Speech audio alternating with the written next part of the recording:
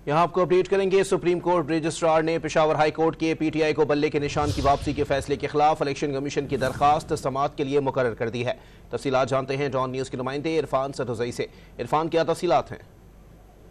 Election commission ने supreme court में जो दरख्वास्त दायर की थी उसके ऊपर सुप्रीम कोर्ट के जो रजिस्ट्रार हैं उन्होंने मामूली नौयत के एतराज़ात उस पर उठाए थे। जो इलेक्शन कमीशन ने दोबारा उन एतराज़ात को दुरुस्त करके जो दरख्वास्त है वो सुप्रीम कोर्ट में जमा करवाई और अभी जो है वो समाअत के लिए मुकर्रर कर दी गई है।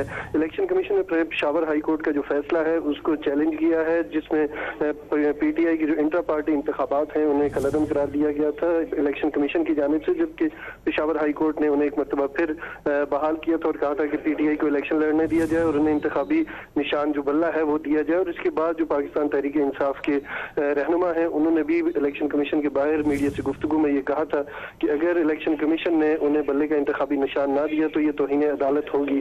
तो इसके बाद इलेक्शन कमीशन ने सुप्रीम कोर्ट से रुजू कर लिया था और वहाँ पे इस मामले को चैलेंज करने का फैसला किया था। जी बहुत शुक्रिया इरफान सतुज़ई, हमें अपडेट कर रहे थे। अपने नाज़रीन को बताएं कि सुप्रीम कोर्ट रजिस्ट्रार ने पेशावर हाई कोर्ट के पीटीआई को बल्ले के निशान की वापसी के फैसले के खिलाफ इलेक्शन कमीशन की दरखास्त समाअत के लिए मुकर्रर कर दी है। अहम तरीन खबर से अपने नाज़रीन को यहाँ आगाह कर रहे हैं कि सुप्रीम कोर्ट रजिस्ट्रार ने पेशावर हाई कोर्ट के पीटीआई को बल्ले के निशान की वापसी के फैसले के खिलाफ इलेक्शन कमीशन की दरखास्त समाअत के लिए मुकर्रर कर दी है।